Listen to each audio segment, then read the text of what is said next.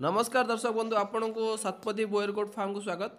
आज आम गोटे यूनिक जिनस आपको देखा जे कि आम गोटे बोयर छेली पिला देता तेणु आम भाविलु जे कि हाँ ठीक अच्छे वेट तो आम जानूँ आम दर्शक बंधु को लाइव टे देखा केते कौन वेट हो गोटे बोयर छेलीर गोटे बोयर छेलीर पिला केते कौन वेट हो तेणु आम वेट करेलु देखूँ देख वेट आम देखा वेट पाखापाखि तार 4 किलो पाखापाखि तार वेट अच्छी।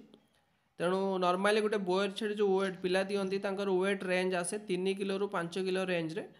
तेणु यार वेट अच्छी 4 किलो जोटा कि आइडियल अधिका वेट हवा भी जन्म हवा टाइम रे सेटा भी असुविधा कारण पिला माँ पिला दबार असुविधा हुए आ कम वेट हेले भी पिला वीक आसन। तेणु आइडियल वेट जोटा बोयर छेली आमर जन्म हुए सेटा हूँ 4 किलो।